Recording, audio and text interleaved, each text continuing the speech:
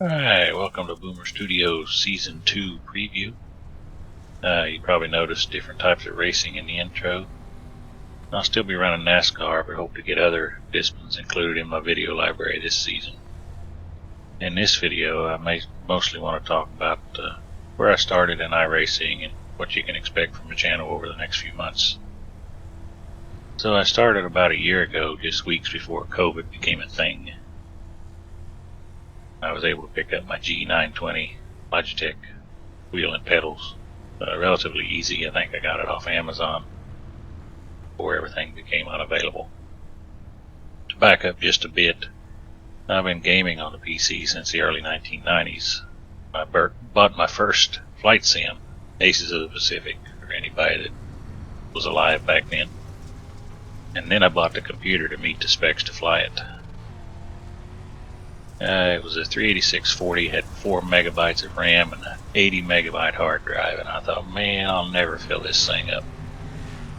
Well, fast forward 30 years, and here you can see my current desk setup for work and flight sims, Thrustmaster Warthog stick and throttle for combat sims, and a Cytec X52 for Elite Dangerous and Microsoft Flight Sim.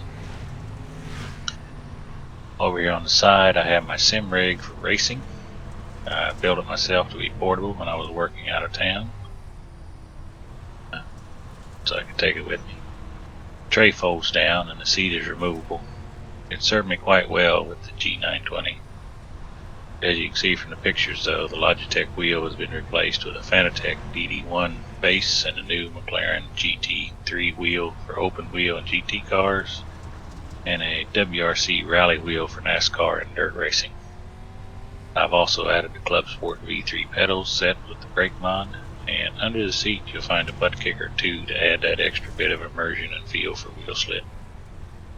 Since I do drive mostly in VR, well, only in VR. The race running in the background was the first race I ran with the new gear. It's a week 13 dirt stock car race. I've always struggled with dirt over racing for some reason, and my stats show it.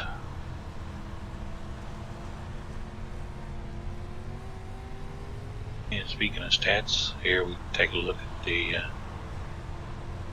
stats page on Beta UI. You can see that, like I said, started about a year ago and spent some time driving around the back of the pack, and my I rating dropped. And then I started worrying more about finishing position, and slowly gained it back up around 1500. I stayed there most of the year, and then this last season got into the NASCAR, focused on one series primarily, and was able to gain back up to 1845. Hopefully it'll continue to climb at least a little bit more. Feel a little confident in that respect. Road series, same thing. Start out, drop down. I think through here during the summer I was racing a lot of open wheel stuff in higher classes, and just wasn't competitive with the other guys in those classes, so it suffered. Got back into the Nürburgring GT car type stuff a little bit, and skippies. Back to basics, skippies, and was able to bring it back up to where I started. And I haven't raced a whole lot in road since, but like I said, I plan to do it. Dirt oval, same thing. Down, down, down, driving around safe. And then I just couldn't climb out of it. I didn't race a whole lot here. I just couldn't climb out of it until recently.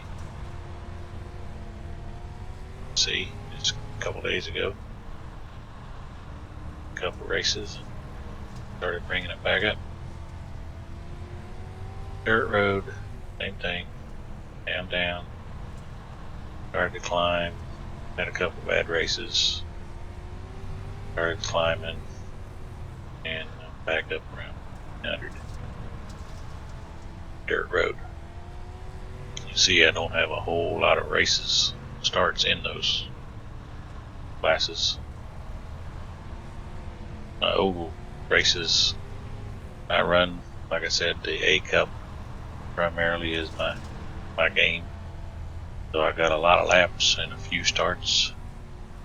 And that's one thing about this instant per race. I'm trying to get this back down to below a 4. I don't know why it matters to me, but it does. It bothers me. So, but you get bumped one time in a 100 lap race, and it's 4 points, and it's 4 points per race. But so if I run some shorter races, run clean shorter races, I should be able to get that number back down to a reasonable, what I consider reasonable level itself. And the same with these others. Dirt oval. That's just my fault. Controllability issues. Notice that I don't have a lot of wins. Oval road. That was a Skippy. Nürburgring. And the oval. It's a super late model at Bristol. But I do finish top 5%. That's my goal. Each race is to finish in positive iRating. Higher the better, obviously. Top 5%. That's what I like to see, is get these numbers up. Yep. This good one.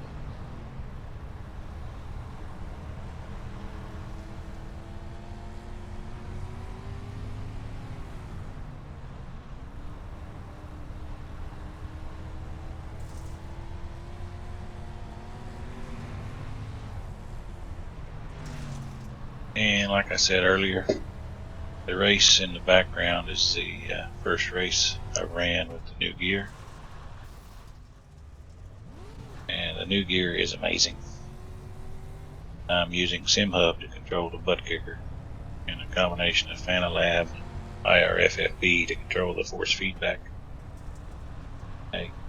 Using this third-party software just adds so much more feel to the car. It's hard to even describe in words. One of the issues that I had on dirt with the Logitech gear is throttle control and basically just a looseness in the wheel. Just didn't feel like I put it in the line that I wanted to make it stay there. That obviously made it a little harder to control the slide, or even pick a line and stick to it. I'm sure there are a lot of people who run Logitech gear on dirt and do just fine. If I focused all my practice on dirt oval, I'm sure I could have done better myself. Sensitivity gained in the Fanatec gear makes it so much easier. It makes it fun.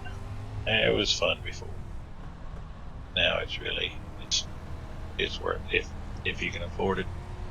Then trust me.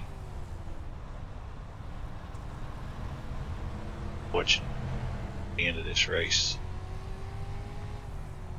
see the dust. I guess the dust is a new thing.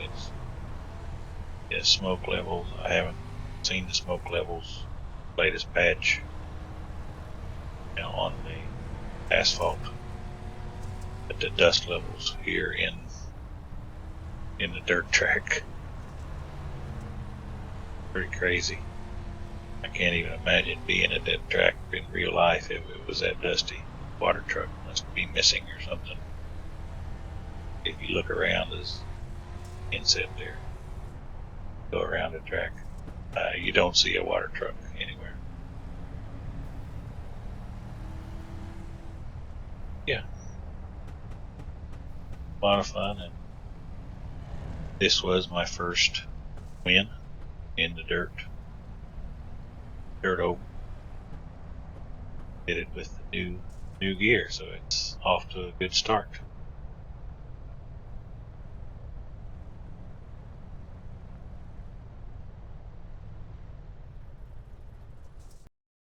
Thanks for watching.